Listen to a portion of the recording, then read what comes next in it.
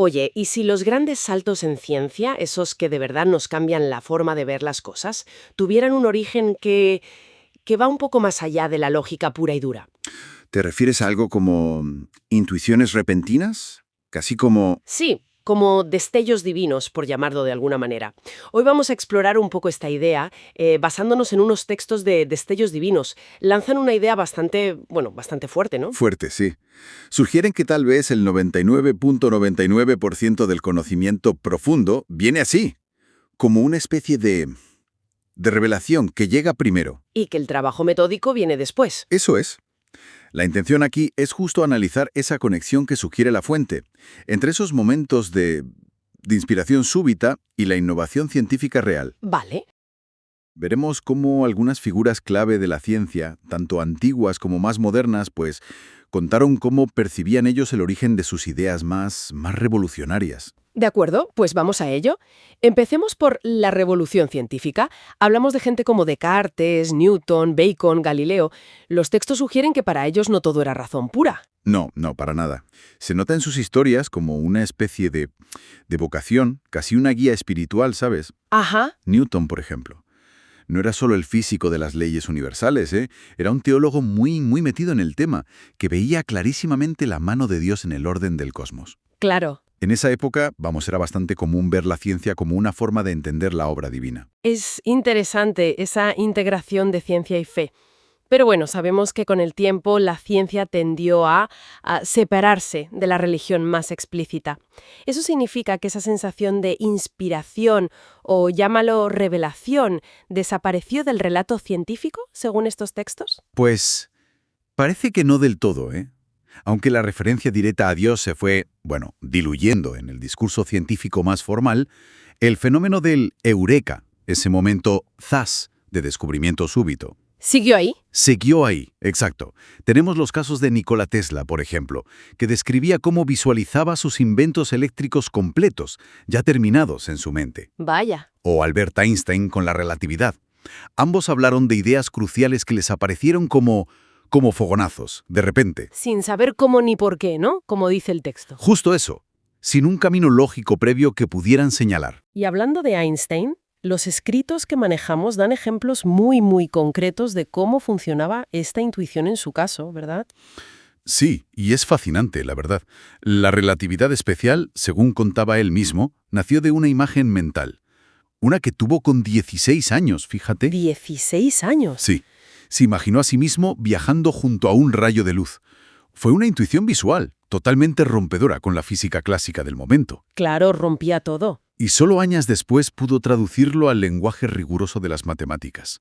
La intuición vino primero. Es que imaginarte cabalgando un rayo de luz y que eso sea el germen de la relatividad especial es una imagen potentísima, ¿eh? Desde luego. Y esa forma de pensar partiendo de una imagen, de una intuición, ¿se repitió con la relatividad general? Pues de una manera parecida, sí. Se inspiró en lo que llamó el pensamiento más feliz de su vida. ¿El más feliz? ¿Cuál fue? Darse cuenta de que una persona en caída libre no siente su propio peso. ¿Y por qué feliz? Bueno, porque le reveló una equivalencia fundamental. Los efectos de la gravedad son localmente iguales a los de la aceleración. Ah, claro, el principio de equivalencia. Exacto. Esa intuición fue la semilla, la piedra angular de la relatividad general, que luego, ojo, necesita una matemática muy compleja para describirla, como la curvatura del espacio-tiempo. Recuerdo una cita suya, algo sobre la mente intuitiva. Sí, muy famosa. La mente intuitiva es un regalo sagrado y la mente racional es un fiel sirviente. Einstein hablaba abiertamente de una sensación religiosa cósmica. ¿Religiosa cósmica? Sí, una admiración profunda por la inteligencia que veía manifiesta en la naturaleza, un respeto casi reverencial ante el misterio. Y esta conexión que se explora en la fuente, la más puntera, la más avanzada, y una visión que roza lo trascendente, también aparece en figuras clave de la física cuántica, ¿no? Como Max Planck. Efectivamente, Planck defendía la compatibilidad total entre ciencia y fe.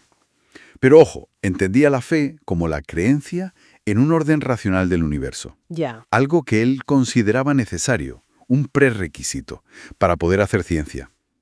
Es famosa su frase: ¿Cuál? para el creyente, Dios está al principio. para el científico al final de toda su investigación. Es buena, sí. Él veía la física cuántica no como que cerraba puertas al misterio, sino todo lo contrario, como una nueva puerta hacia él. Y si Planck veía una puerta al misterio, los textos nos cuentan que Erwin Schrödinger fue incluso un paso más allá en esa conexión, ¿no es así? Así parece, sí. Schrödinger tenía una visión muy influenciada por la filosofía Vedanta de la India, una filosofía que enfatiza la unidad fundamental de toda la realidad. La unidad. Sí, creía en una única conciencia subyacente a todo. Llegó a decir algo como: la multiplicidad es solo aparente. En realidad hay y solo hay un ser. Vaya. Y para él, las cosas extrañas de la física cuántica, como esa conexión tan peculiar entre el observador y lo observado, pues apuntaban precisamente hacia esa unidad trascendente que postulaba el Vedanta. Entonces, después de este recorrido por los ejemplos que nos da la fuente, ¿cuál dirías que es la idea central que podemos extraer de todo esto? Pues yo diría que lo que se subraya es una pauta, ¿sabes? Una pauta recurrente, esta experiencia compartida de intuición profunda, o si quieres llamarla revelación aparente, entre figuras científicas de primerísimo nivel. Ajá. La fuente lo presenta no como una prueba científica de nada sobrenatural, claro está, sino como una perspectiva sobre cómo ellos mismos percibieron el origen de esa inspiración. El origen percibido por ellos. Eso es.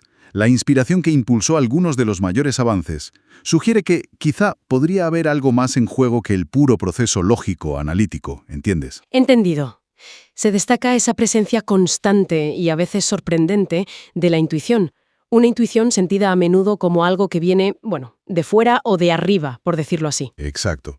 En la historia del descubrimiento científico, desde Newton hasta Einstein y los pioneros cuánticos. Justo. Y sugiere que la intuición no es solo una anécdota curiosa, sino un componente quizá vital, y desde luego misterioso, del proceso de descubrimiento. Incluso en los campos que consideramos más racionales. Y eso nos deja con una pregunta interesante, ¿no? Para pensar. Sí. ¿Qué naturaleza tiene realmente esa chispa de genialidad?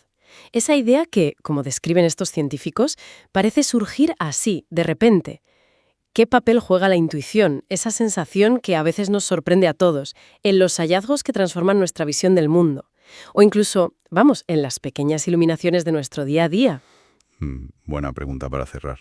Pues ahí queda esa reflexión sobre el origen quizás siempre un poco misterioso de la inspiración.